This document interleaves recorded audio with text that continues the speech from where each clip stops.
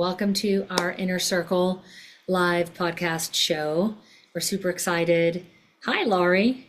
I get to see you in about a month at our conference. I'm so excited that you're going to be there.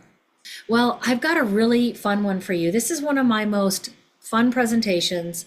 It's updated so much over the years. Yeah, I'm super excited. We're going to be talking about MTHFR this evening. Who is familiar with MTHFR? Put a 1 in the chat box. Your doctors will call it a gene mutation, and I call it a very big piece of human evolution. How many of you think that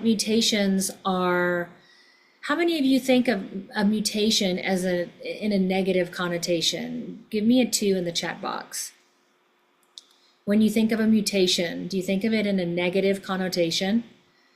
Yeah, it would probably scare you if somebody told you, you have a mutation.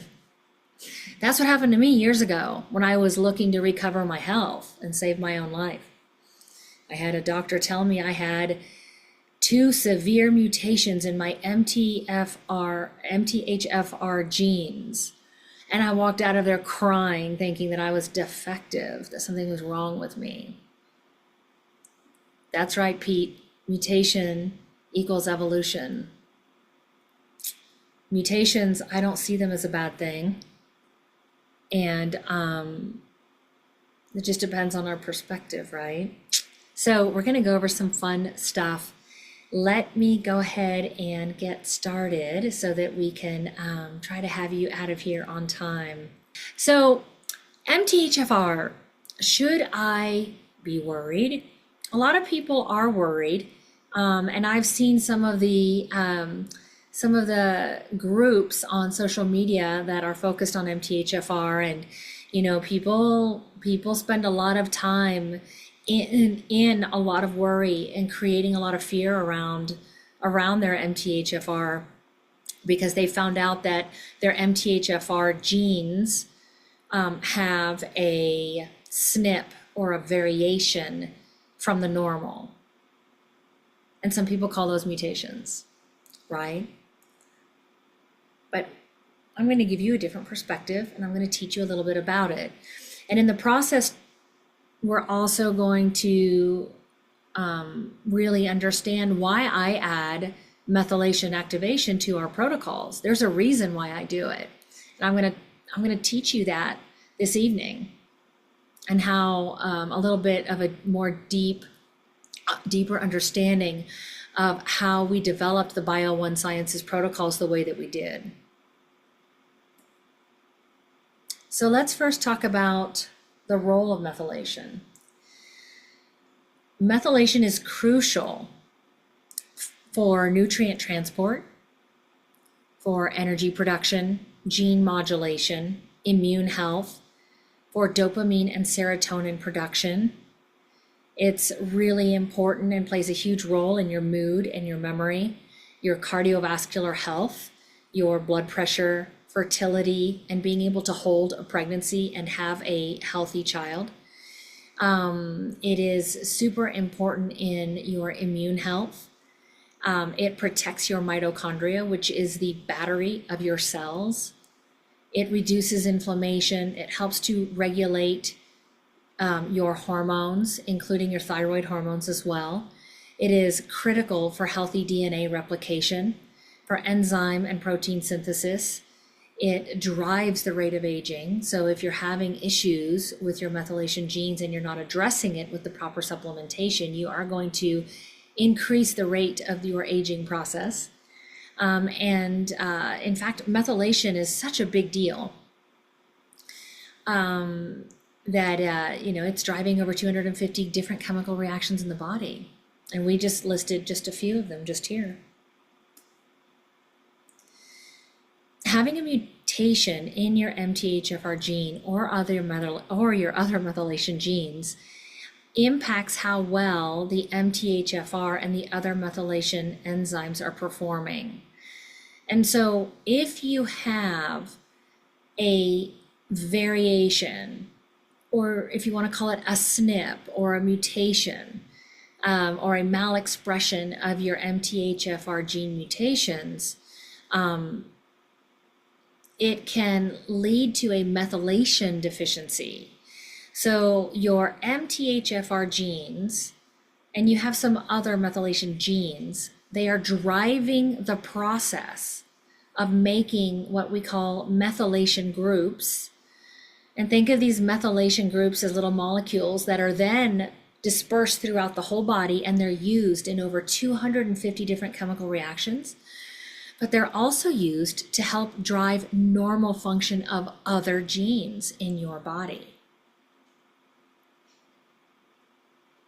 The most common ones that people are familiar with are 677T and 1298C.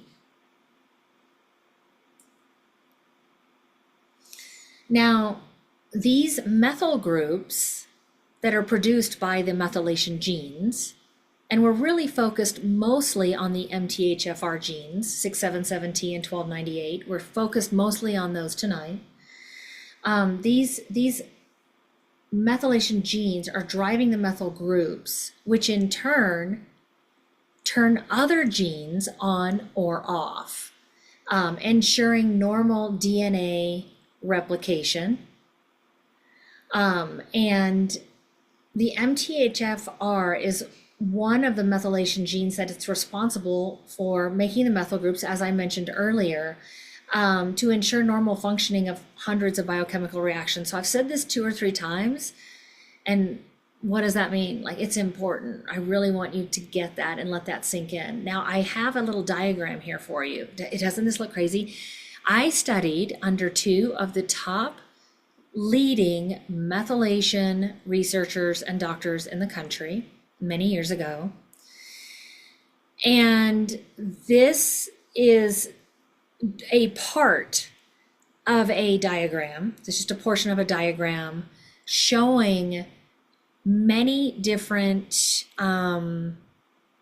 genes and the processes or chemical reactions that these genes are telling the body to do.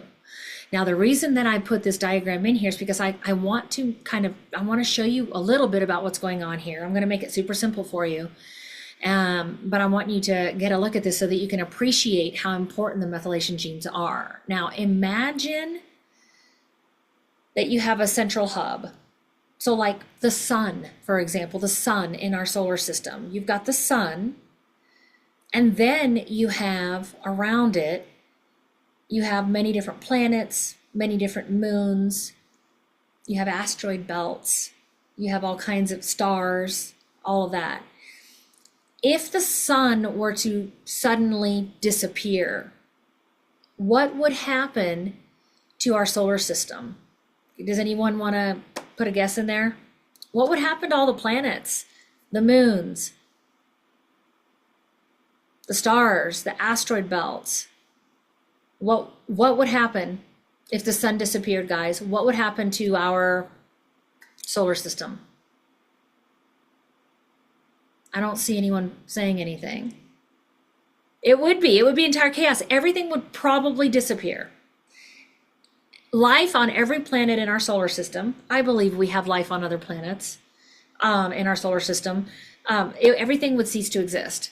The sun literally is the main hub that keeps everything in motion in its orbit, right? It keeps everything alive the way it is, right? So the methylation genes, think of the methylation genes as the central hub for all the other genes in your body to work. If your methylation genes are not working, you've got a lot of other genes in your body that are going to go into utter chaos, including your BRCA genes, which are the breast cancer genes, and all the other ones. And let me show you that in this diagram. Can you see my cursor when I move it in front of the picture? Can someone tell me yes or no? Let me know if you can see that. Yes, okay. So right here, let's take a look right here, MTHFR. Do you see that where I'm circling? So think of the MTHFR as the central hub.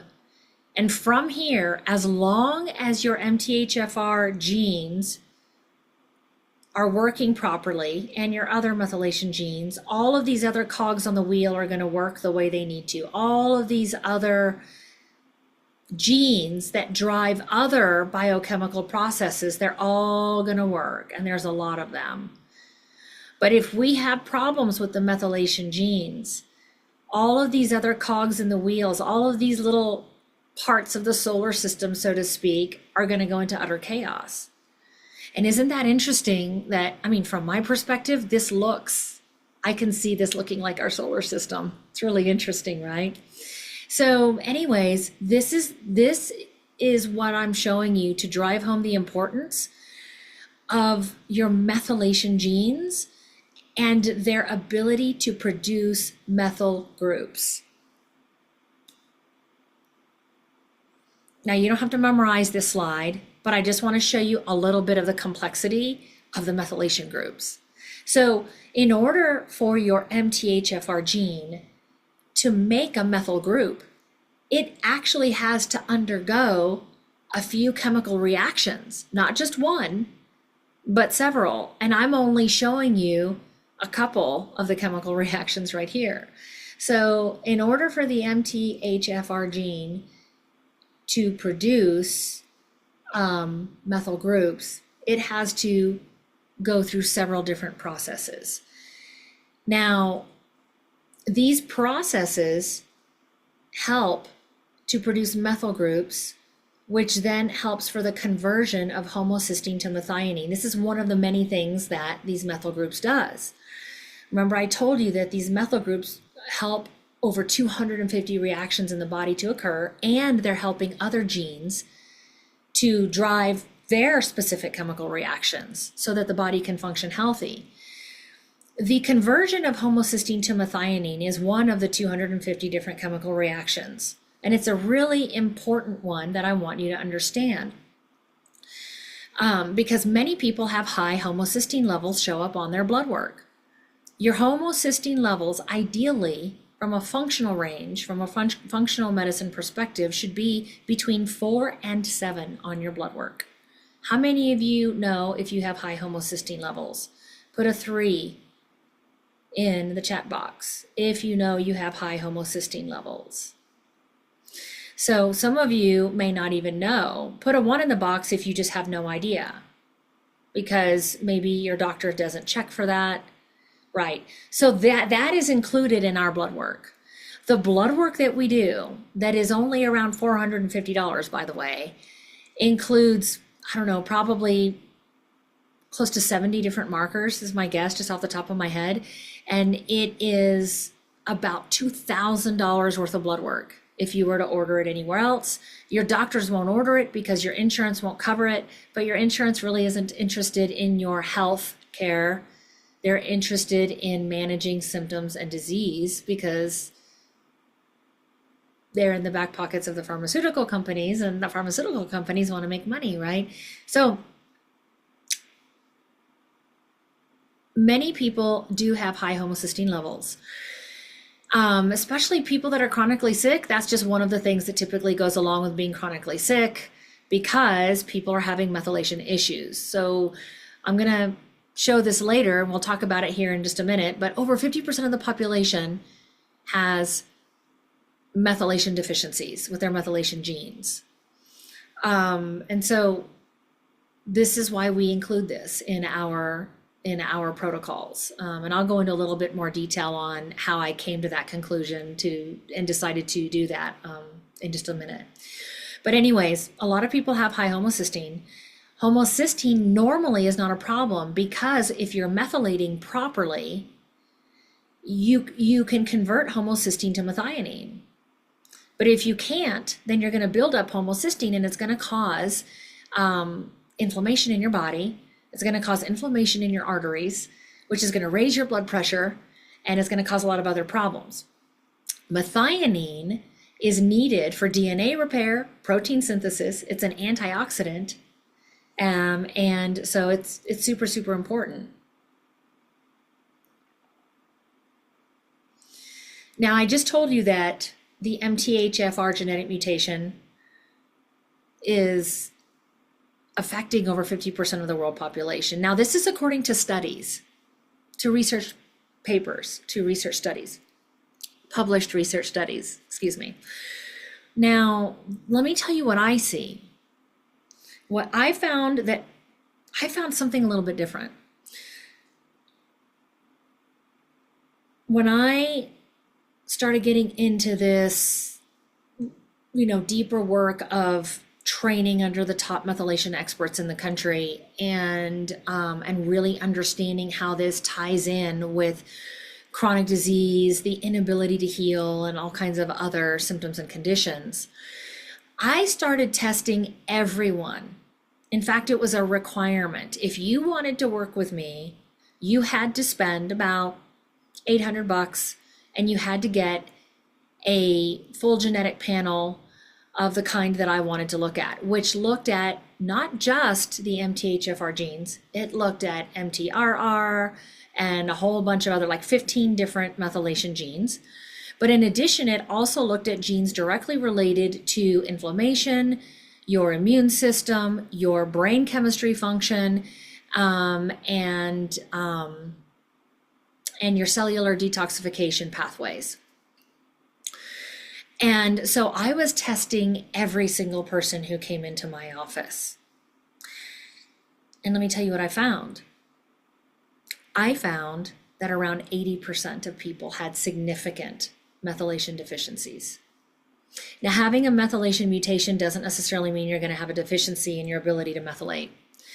It's when you combine the gene mutation with certain environmental triggers that can be emotional, they can be physical stress triggers, they can be from environmental toxic load in your body. All of those things are the most common things that trigger a mutated or altered gene to actually start malexpressing and causing problems, causing a trickle-down effect of biological issues with your body.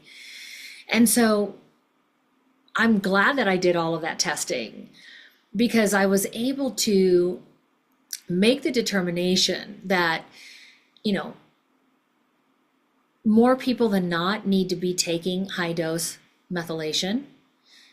And also, even if an individual, this is my own reasoning, even if an individual didn't test with me and they didn't have any methylation mutations, which would be rare, even if they didn't have any, if they're chronically sick, it is highly likely that they are deficient in methylfolate, methyl B12, and other B vitamins.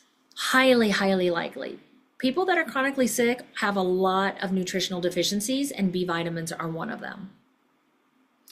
And so doesn't it make sense to just make it a part of a protocol? And another reason why I just made it a part of the protocol without requiring the genetic testing is to help people save some money. Now, I'm not saying that I don't encourage people to get the genetic testing, because I absolutely encourage it. I think it's great to get the genetic testing because you can understand your operations manual by doing the right genetic testing. But if you can't afford to get it, know that it's very likely that you are deficient in your methylation. And so I'm going to give it to you as a part of your protocol. So there you have it.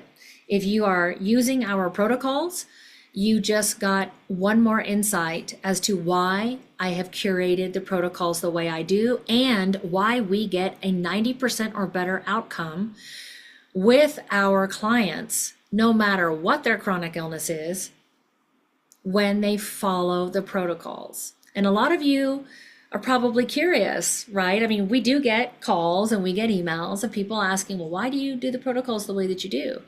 Well, coming to the inner circles, you're going to get to learn more about why I put the protocols together the way that I do. Now, what are some of the symptoms of a malfunctioning MTHFR gene? The primary symptoms, I've listed a lot of them, and you can go through these, we can read them together, but some of the primary things that I see, the most common things that I see, are miscarriages, inability to hold a pregnancy, heart disease, stroke, high blood pressure, and mental health issues, and fatigue. Those are the primary things that I see. But that doesn't exclude all the other things that you see here. You are at a much increased cancer risk if you have methylation deficiencies, because remember, the methylation genes are driving all of the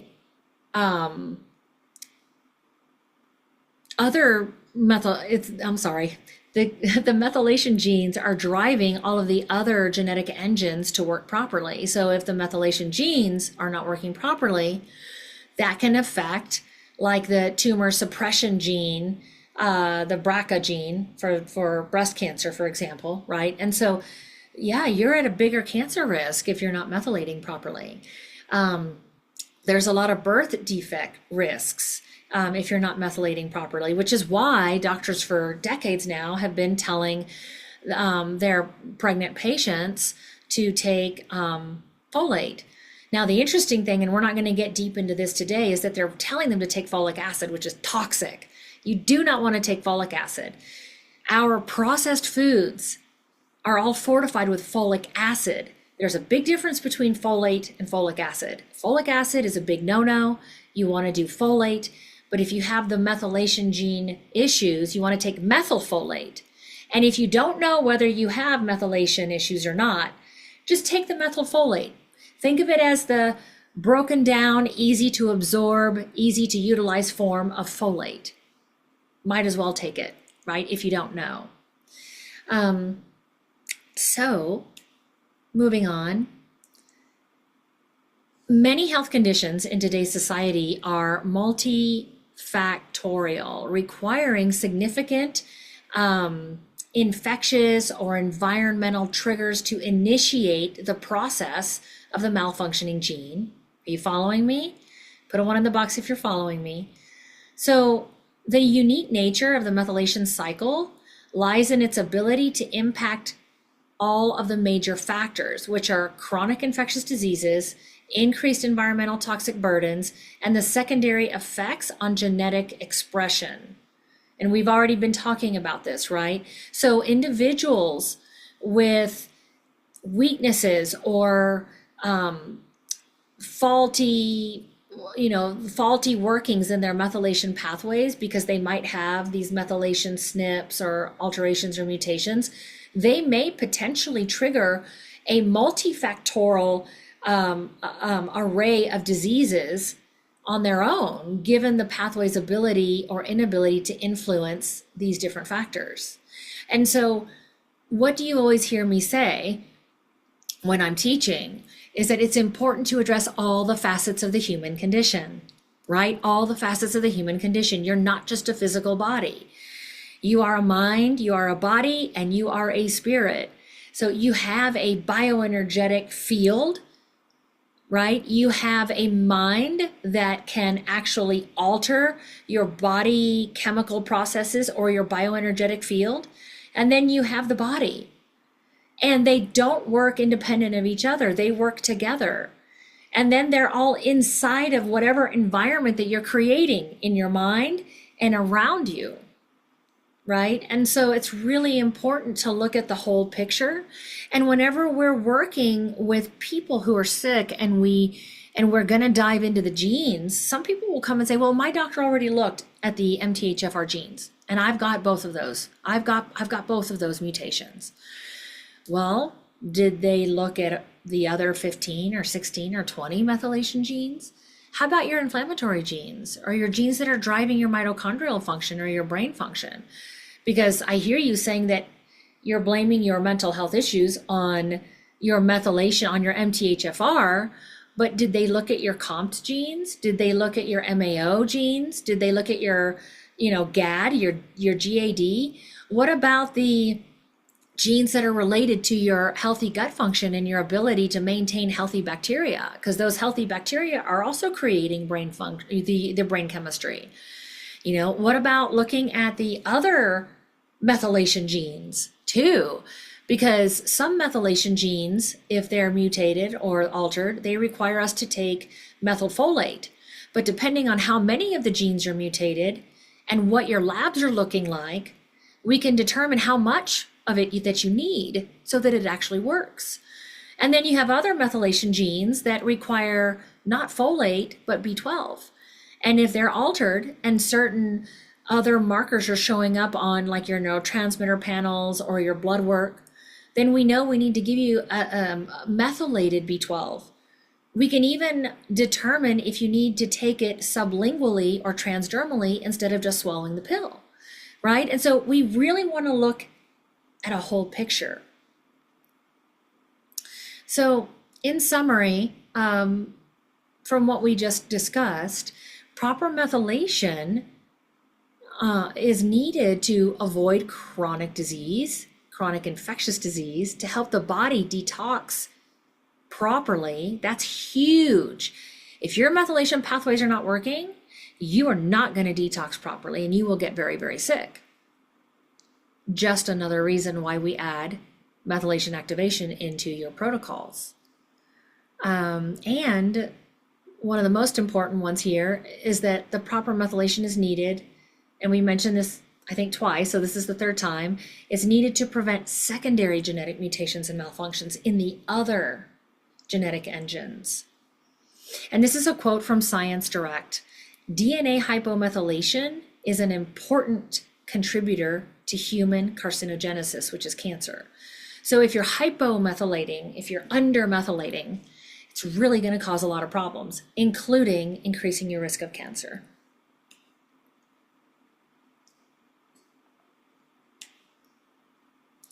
So you can do genetic testing, and I hope you know we do offer it. We do offer genetic testing. We have different kinds of genetic testing. But we have genetic testing that will look at a vast array of the methylation genes. Also, it will look at the genes that are driving your serotonin production and breakdown, your dopamine production and breakdown, your GABA production. We look at genes like your VDR-TAC, which tell us perhaps why, even if you're out in the sun all the time, why your vitamin D is so low. That's the VDR-TAC mutation gene. If you have that, then you need to stay on vitamin D with K for the rest of your life. We still want you to get sun for other reasons, but just know that sun isn't going to give you your body the ability to produce vitamin D on its own if you have that mutation. So if you've ever wondered why your vitamin D is low all the time and you do spend time in the sun, it's very likely that you have that. And many other genes that we can look at. We can even look at genes that show us if you are genetically susceptible to gluten.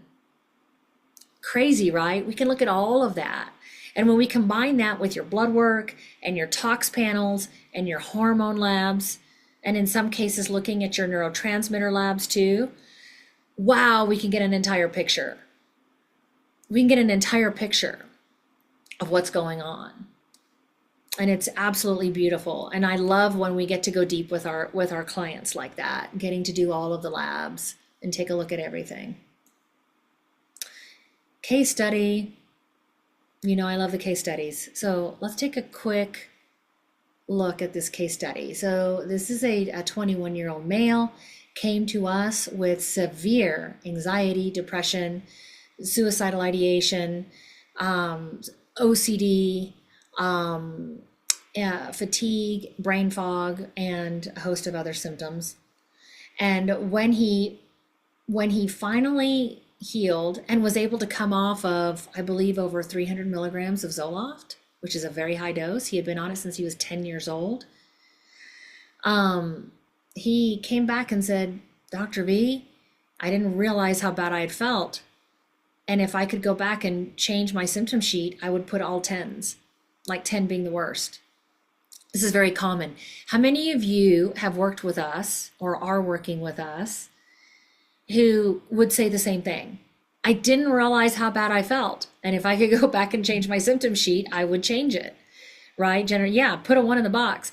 And you can go back and change it if you want. You can go back and update it, right? Wendy's saying the same thing, Deb Morrow, Lisa. This is so common. Why? Because we felt so bad for so long that our metrics for our tolerance for how we think we feel and how we're gauging how we feel, it gets altered, it changes. Thank God it does. Because if you realized how bad you really felt, you would probably want to end it, right? Like, but it's amazing when we go back and go, oh my God, I did not realize how bad I felt. And so this was the case with this young man as well.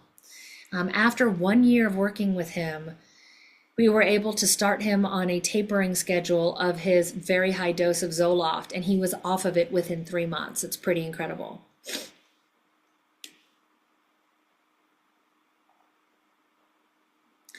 Want to show you a little bit of what showed up on his labs. We'll go through this really quick, but we always find stuff. So this is the thing. If you're chronically sick, you are going to have stuff show up on your labs. Who can write in, who's working with us, who's basically you're studying under us, we're teaching you. We're not just helping you get better. My goal, hopefully, is that you're learning. What are the statistics that we have found in our research? If you're chronically sick, what % of people are going to have 3 or more high levels of chemical toxins in their body? Jennifer Ruth, you get 5 stars. What % of people are going to have at least 1 high level of a toxic mold in their body? Toxic mold. I'll give you a hint, Jennifer, it's less than 95%. Yes, it's 70 to 75% of everyone who's chronically sick is going to have, as one of their root causes, a toxic mold, at least one toxic mold. And what % of people who are chronically sick are going to show up with at least high levels of one heavy metal or radioactive material in their body that is also another root cause? What %? Yes, 20 to 25%. That's correct. And so why do we recommend the toxin labs over, some people ask, why aren't you looking at blood work? Well, I know that we're going to find some stuff on your blood work. If you're sick, your doctor's already found it. He just doesn't know what to do with it, right? That's why he's giving you medicines to cover up the symptoms. I know stuff is going to show up. Let's start where we're really going to get the best bang for our buck, and let's start with the toxin bundle, because I guarantee you, if you've been sick more than 2 years, we're going to find root causes right there. And isn't that what you want to see? The blood work isn't going to show the root cause. It's going to show you what engines are not working and how badly that those engines are suffering. It's not going to tell you what the root cause is, right? But when we look at the toxin bundle, we can see the root causes. And if we combine it with genetic testing, ooh, wow. Now we can understand why your body's reacting so significantly versus maybe somebody else. And it's going to really help us dial in on the dosing of your methylation, for example, right?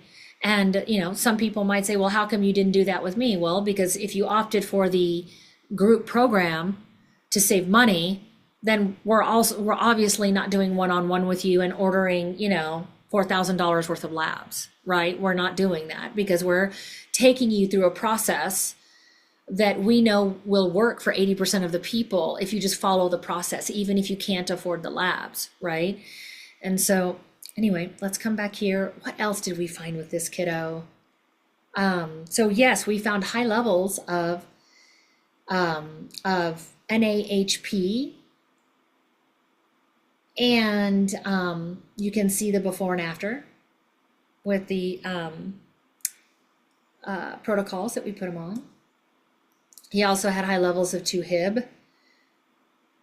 And you can see here that it's very, very toxic to your liver, your kidney, and your brain, and causing central nervous system toxicity and peripheral neurotoxicity. And he had a ton of it in his body. And with his detoxification, we got a lot of it out. He was still being exposed, which is why it didn't completely go away. And his genetic testing. So when we did his genetic testing, we were able to see the mutations. So you can see here, he had I'm going to call it, just for simplicity, a partial mutation, a less severe mutation in his MTHFR genes, both his 677T and the 1298C.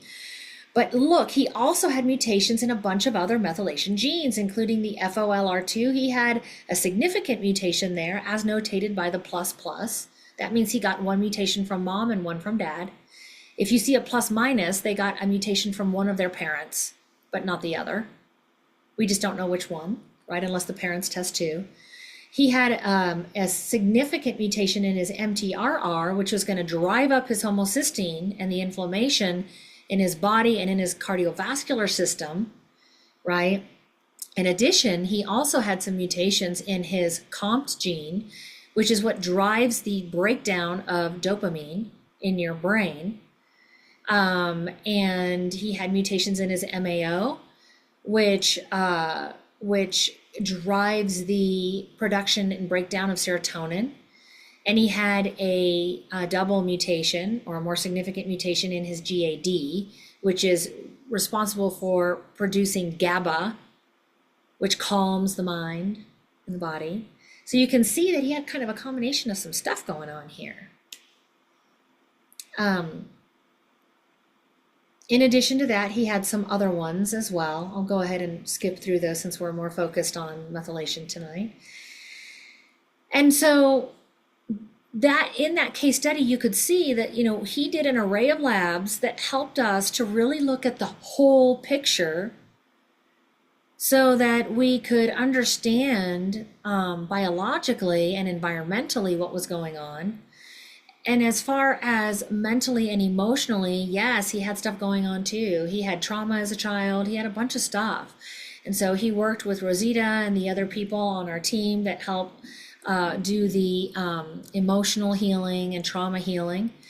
And he made an amazing recovery. We went to his graduation. My husband and I flew out to Auburn University, and we went to his college graduation to celebrate his health and his vitality and this really big accomplishment that he was able to make. So let's move on to, what do we do if we have these methylation SNPs and we're also experiencing the symptoms that come with methylation deficiencies? And or if we see patterns of methylation deficiencies on your blood work or other labs. We want to supplement, when it comes to the MTHFR genes, we want to supplement with folate, but we want to supplement with a special kind of folate, which is called methylated folate. Think of it as the broken down, ready to absorb, ready to be utilized form of folate. For those of us, I'm one of them, who have the superpower methylation genetic mutations, right? Do not take folic acid. It is toxic. It's synthetic. It's not readily available for use in the body. It accumulates in the blood, causing inflammation and other adverse health effects. It's commonly included in your cheapo multivitamins because it's cheaper. And so folate you can get naturally in food, but realize and recognize that if you have the methylation variants in your genes, in your methylation genes having to do with folate, taking the methylated form of folate is really the way that you want to go. And I'm excited to share with you that we have a new formulation of methylation activation coming out, true to our mission with BioOne Sciences of providing the best formulations on the market, where we are reducing pill fatigue by reducing the number of bottles that you need, also reducing the cost, to allow you to be able to more easily stay on your supplement protocols so that you can get the excellent clinical outcomes that we expect. We are staying true with our mission, and we are getting ready to reformulate methylation activation. Now, we have had our current formula of methylation activation out for a few years now, and it is very unique in that it has a higher dose of methylfolate and methyl B12 than almost anything else out there on the market, and it has a very small dose of B6. But one of the things that I've been wanting to do for quite some time, and we're finally getting there with the support from our other practitioners who use BioOne Sciences for their patients and clients, and with our own clients at Modern Holistic Health who are using our methylation activation and our other products, we are able to reinvest that revenue into doing these types of formulations. So what we've done with our new formulation that's getting ready to come out is that we are incorporating other vitamins, other B vitamins, and a couple of other ingredients that work synergistically to help the methylation process. But not only are they helping the methylation process, they're supporting your mitochondria, they're reducing inflammation, right? They are supporting the repair and of your DNA and proper replication of your DNA and your cells in your tissues. And so we have now incorporated a higher dose of B6 as P5P, which is the only version of B6 that you really should be taking, and it's more expensive, but it is the best version that you should take of B6. We've incorporated vitamin B2, vitamin B5, biotin, niacinamide, which is vitamin B3. We've incorporated trimethylglycine. If you have the MTHFR genetic methylation mutations, you definitely want to be on that. Alpha lipoic acid that has many, many benefits. Benfotiamine for certain combinations of methylation mutations where people need that added support of that particular B vitamin. I believe that's B1, if I remember correctly, and lutein. And so we're super excited. We should have this new formulation out by January. Until then, if you're not already taking our current version of methylation activation, buy it today and start taking it. Whether you're working with us or not, it's going to be wonderful for you. And I can't wait for you to try it and then go back on BioOne Sciences and make a beautiful review and reach out to us and let us know how you're feeling with it because it is an actual therapeutic dose of methylfolate and methyl B12 that actually does something in your body that is notable to you, that you can actually feel the benefits in your body. And so let me see, what else do I want to show you? I'm just so excited about this. So let's go over what the benefits of the new formulation of methylation activation is going to have. And I just mentioned it, but we'll go over it one more time in a little bit more detail. It's supporting DNA synthesis and repair by providing the necessary methyl donors for DNA synthesis. And it's vital for, which is vital for maintaining healthy cellular function. You got to have the DNA working properly if you want your cells to work properly, because your cells are getting all of their information from the DNA. It's promoting mental focus and good mental health by helping to regulate neurotransmitter production, supporting mood stability, cognitive function, and mental clarity. And I can't tell you how many times we've seen this be a major game changer for people with mental health struggles. It enhances detoxification, which I talked about earlier, super important. No one should do deep detoxification without either doing their genetic testing first to look at their methylation and detoxification and mitochondrial genes, or by just preemptively getting on a really good methylation supplement.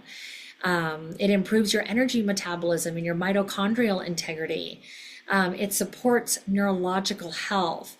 And so, for cognitive performance and memory, and helping to guard against Alzheimer's and dementia, which I don't know if you know about this, but I teach about this in my mental health my mental health 5-part series.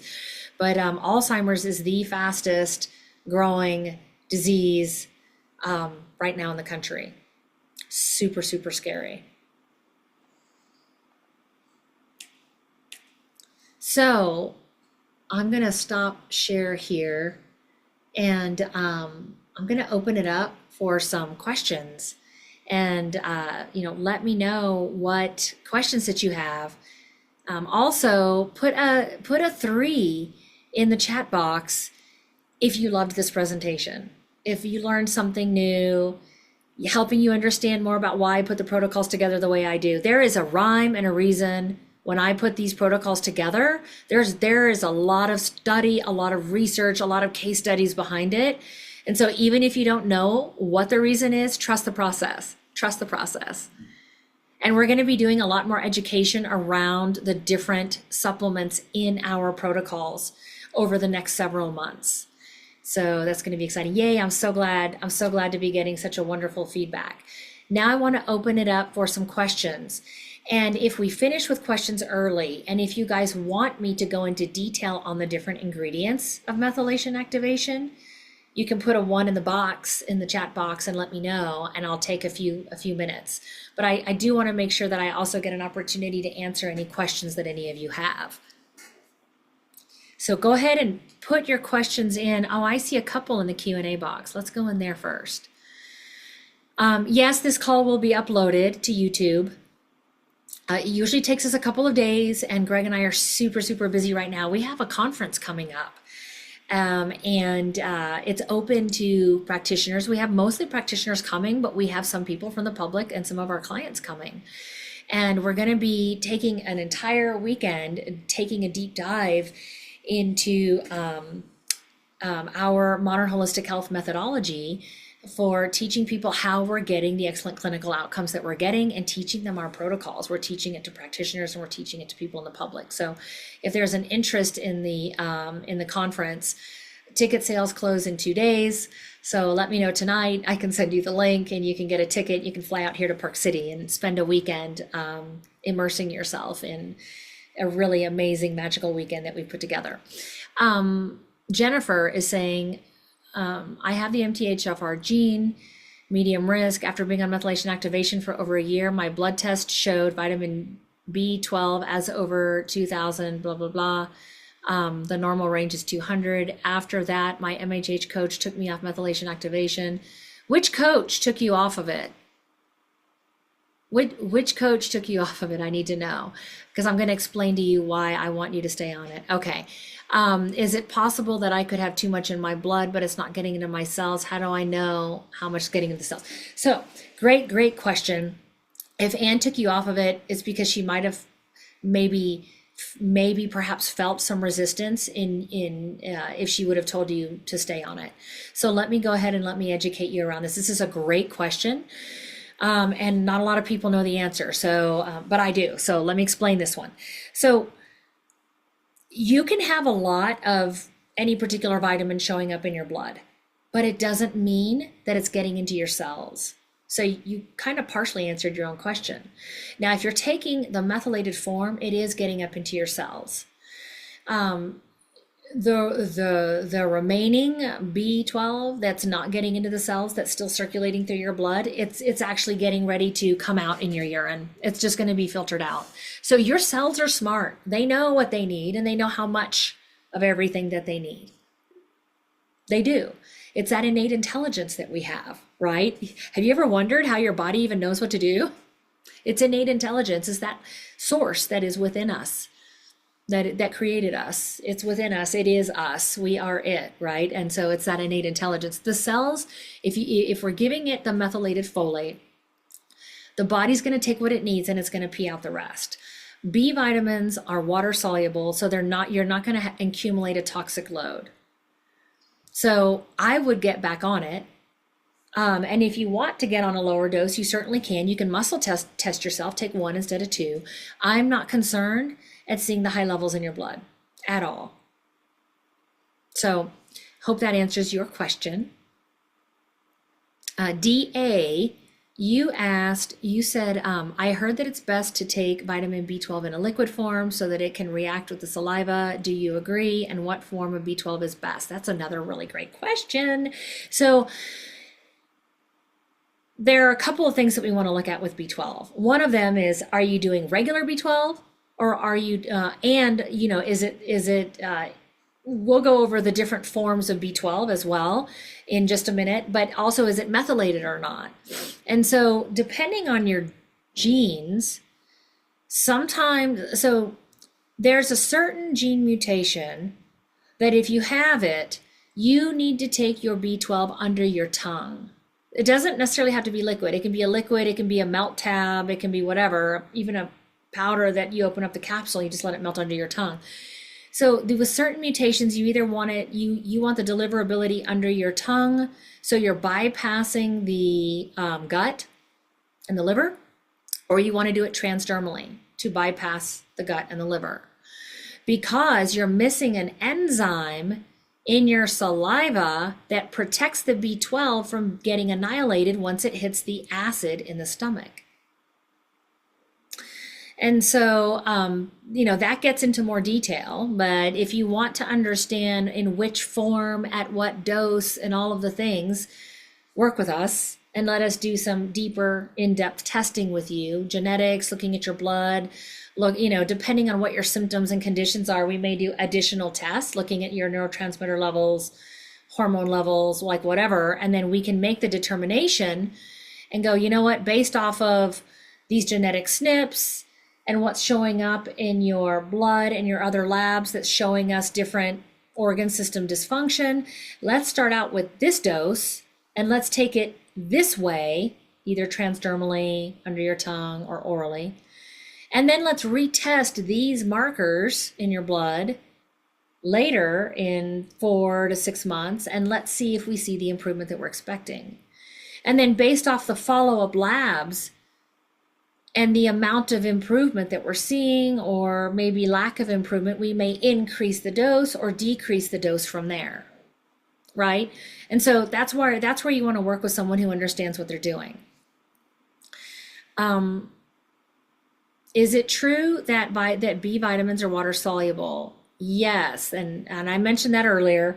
So just in case you didn't hear that, yes, they are water soluble, and there's really not a problem with overdosing. Now, you can, before the body's able to clear some of the vitamins, you could get some symptomology, but the symptomology is going to tell you to back off on the vitamins. So for example, B6 can be great for people with neuropathies, nerve pains that are secondary to diabetes or other issues. If they're deficient in B6, that can really amplify their neuropathy, their nerve pain. However, if they take too much B6, it can give them the same symptoms of amplifying their neuropathy. If you don't have neuropathy and you start taking B6 and you start getting nerve pain, it could be that you just need to back off on the B6. And it won't take long at all for your body to urinate it out, and it clears out of your body. It clears out of the body super fast because it's water soluble. But that is a good indicator that, I might be taking too much B6, right? And so while they are water soluble and they come out of your body, and in general, there's not a danger, there are some B vitamins like B6 that could make you not feel real good if you're taking more than you need. And your body will tell you by giving you nerve pain, for example. Muscle testing. Someone's DA, you're asking, what do I think about muscle testing to determine the dosage of a supplement? A lot of people do muscle test. So, ideally, I like to use both lab data, symptom data, and muscle testing. I like to do all of it, because I like to have a check and balance system, right? But yes, you can absolutely muscle test. You absolutely can. Karen is saying, if genes have been turned on and autoimmune has started, is it too late to treat and turn off? Never. No. It's not too late to turn off. And pretty much every autoimmune disease can be reversed. They can. We work with them all the time. Been doing it for years. And, you absolutely can heal. You absolutely can heal. You just need to work with somebody who knows what they're doing, and you need to understand that it's not going to be a 30, 60, or 90-day thing, right? You're going to be working with us for probably a year. You're going to need to do 1 year to 2 years of stuff. And it doesn't mean it's going to take you that long to start feeling changes. But some processes in the body that are biological happen faster than others. And so it's just a little bit of a process. But if you're struggling with autoimmune disease, you do not need to go down that road. It's only going to get worse, and it's going to be not good, right? So let's turn a corner and go in a different direction. Come and work with us if you're not already. Erin says, if we have methylation gene mutations, are we required to take the supplement ongoing, or can it be repaired or mitigated with nutrition? I'm getting such great questions. This is another great one. So when you have, for simplicity terms, we'll just say mutation. When you have a gene mutation, it doesn't always mean that the gene is going to be malexpressing or malfunctioning. It's emotional and environmental triggers that cause that genetic engine to start malfunctioning and giving the wrong information to our cells, tissues, and organs. That then causes a trickle-down effect of symptoms, conditions, and disease. But just because we might need help now by taking a high-dose methylfolate doesn't always mean that you're always going to have to do that. That's my perspective. Some people may argue with me on that. Dr. Kendall Stewart, who I trained under, would probably argue with me on that and say, no, they have to take it for the rest of their life, but I disagree. Because if you can turn the malexpression on due to emotional and environmental triggers, like toxins, doesn't it make sense that you can turn them off if you can eliminate those environmental and emotional triggers? I fully believe that. And I'll tell you about my own example. Case in point, that I was super, super sick. Many of you know that I almost died. And one of the things that was a really, really big turning point in my health was the discovery that I had the MTHFR 677T and 1298. I had the double mutations in both. Homozygous is what they call it in scientific term. I had the most severe combination. And I started taking methylfolate at a really high dose. The same, well, a little bit more than what is in my dosage, a little bit more, about twice the amount actually. And it was a needle mover for me. I mean, it was like I swear I woke up and I felt like I was in a different reality with my health, mentally and physically, the way I felt. It was just incredible. And this was over a decade ago. Today, I take methylfolate and methyl B12 intuitively when I feel like my body wants it. And my labs are not showing that I have high homocysteine. I'm not showing a lot of the common symptoms or lab results on my blood or hormones or my neurotransmitter test. I'm not showing any malfunction. And I'm not taking methylfolate every day either.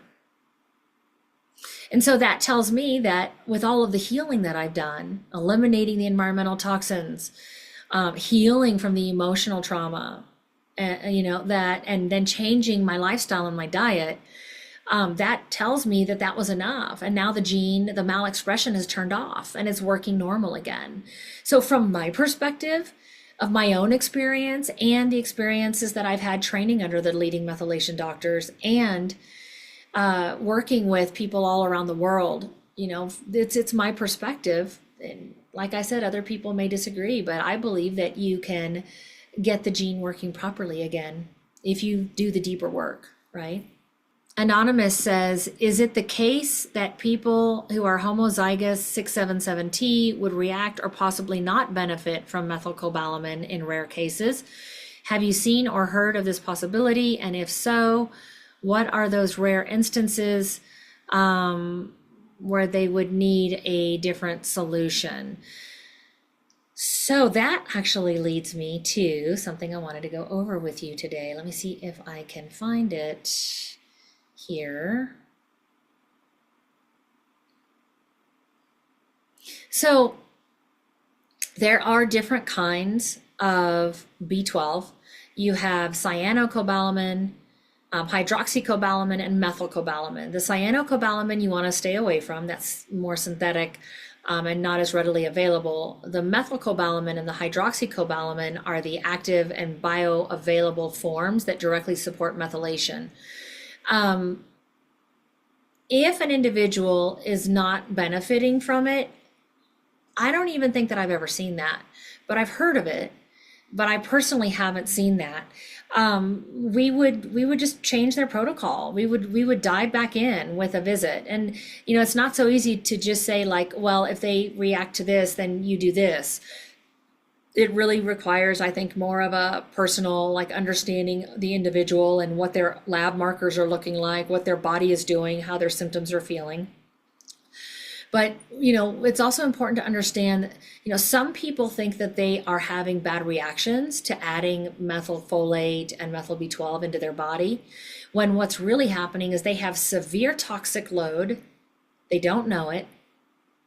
And when they start taking their methylation supplements, their detox pathways start to open up, and their body is trying to mobilize and eliminate these environmental toxins that are really like slowly killing them.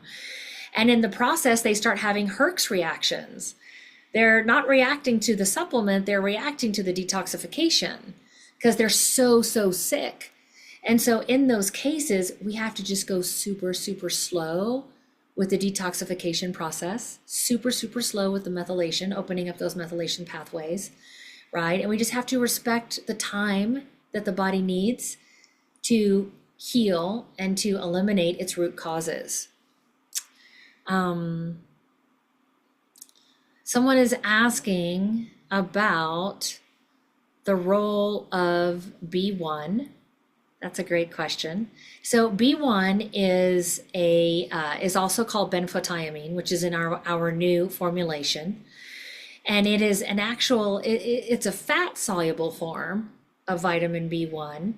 And it's known for its ability to support nerve health and protect against oxidative stress. And it also plays a role in glucose metabolism.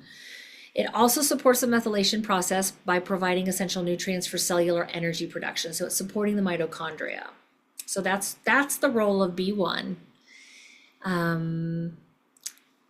Nadine, let's see, what does Nadine have to say? If someone isn't taking the methylated version and their levels of B vitamins are high, is that a different scenario? No, not necessarily. It could just be the same scenario, saying that, yeah, I'm taking these B vitamins and it's building up in my blood, but my cells can't accept it. So it's not even getting into your cells. And there are nutritional tests that can be done that don't just look at the levels of vitamins and minerals in your blood. It's looking at the levels of vitamins and minerals in your cells, which is where it really counts. Trying to assess if you have adequate amounts of any kind of vitamin or mineral by looking at your blood work is outdated and archaic. And I'm not saying that there aren't reasons to look at it that way, but that is not the gold standard way to ensure whether you have enough of a certain vitamin or mineral in your body. Because it's in the cell is where it counts. It's the cells that need it. The blood is just the carrier, right? And what's in your blood can literally change from minute to minute. We know what's in your cells takes a little bit longer to see that change. Hi, Jennifer. So yeah, if you want a list of that, yeah, we'll have to have the office. The office is super busy right now, but I'm sure we can get that for you. Like we can probably get you like a sample test so that you can see like what a sample one looks like. Probably reach out to Erin for that, and please give her time to get that because we're super busy and we're getting ready for the conference on top of the regular work and all the clients that we're seeing every day. So I know you love our front office, so just be gentle with that. Be gentle with the girls. Give them some time to get that together for you. But yeah, we should be able to find like a sample report for you so that you can see the different methylation genes. Yes, this is Nadine. Yes, this is very relevant when we're working with children. As a matter of fact, it's highly relevant.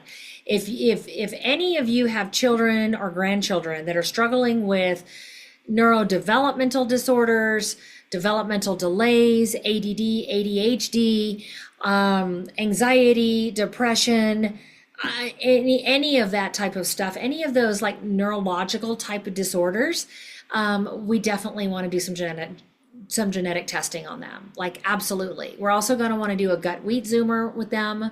We're going to want to do the toxin bundle with them. Absolutely. We're definitely going to want to do that. It's super relevant. In fact, Dr. Kendall Stewart, who I studied under, one of the leading methylation doctors in the country, his focus is on children with neurodevelopment disorders. And he has a 9-month waiting list. So yeah, and if you miss your appointment, you're SOL, you're just gonna have to get in the back of the line. So, but yeah, like it's looking at the methylation pathways in children is absolutely important, but you don't just want to look at the methylation pathways. We got to get a whole picture of everything. So we're going to want to look at more than just the methylation genes. We're going to want to look at his or her neurotransmitter levels, which is just a simple urine test. We're going to want to look at the toxin, environmental toxic load. We're going to want to look for mycotoxins and heavy metals, because all of those things could be affecting that child. And looking at the genes helps us understand how and why the body is responding to those toxins in the way that it's responding, and then helps us put a more directed line of approach together, to help the child. Anything else? Adenosylcobalamin and hydroxycobalamin. Someone's asking about those forms. There are different forms of B vitamins, and with the studies that I've done through Dr. Kendall Stewart and Dr. Jay Dunn, the methylcobalamin and the hydroxycobalamin are the recommended forms of methylated B12 over any of the other ones. And then Laurie says, how do you determine if you need more B6 if you have the neuropathy symptoms? So if you had neuropathy symptoms before you started on B6, and then you start adding B6 into your regimen, pay attention and notice to see. I would probably work with one of our coaches, as you already do, and we can start out so that we can start out with like a measured dose, like maybe 50 milligrams a day. And let's try it for a week. How do you feel? 2 weeks. How do you feel? 3 weeks. How do you feel? A month. How do you feel? Are you noticing improvement? Yes or no? If we're not noticing improvement, then we can increase the dose little by little. And then, if we have the money to do the nutrient assays where we can actually look at the nutrient levels in the cells, that can also help us direct it too.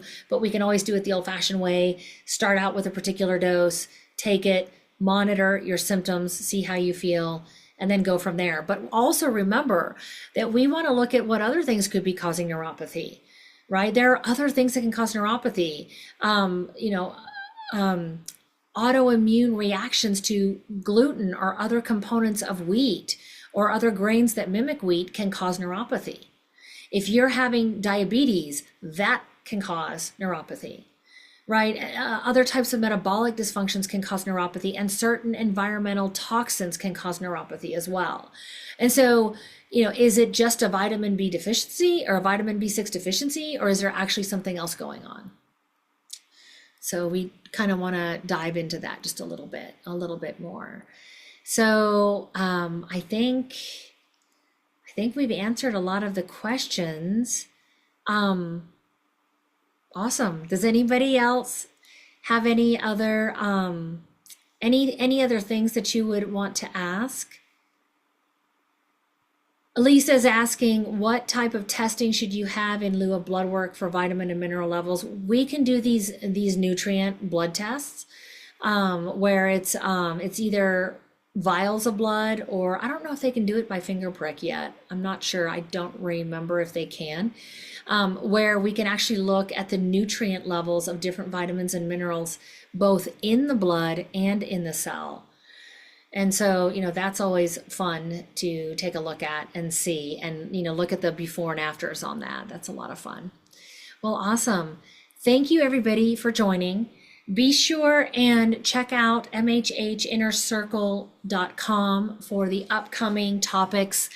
I haven't filled it in yet. I will go in and fill it in. We'll probably have a decrease in the schedule as we go into the holidays. As we're all going to be out visiting family. I'm certainly going to be doing a lot of traveling, visiting the grandchildren and my mom. I'll be picking my mom up and flying her in a couple of weeks, actually the week after the conference. So got a lot going on. We're still going to be doing more inner circles this year, however, so stay tuned. And they're going to be focused on the different supplements in the BioOne Sciences line so that you can have a deeper understanding and a great appreciation for the work that we're doing to be able to provide you with supplements and protocols that actually work. So thank you so much for joining me, and I will see you at the next Inner Circle.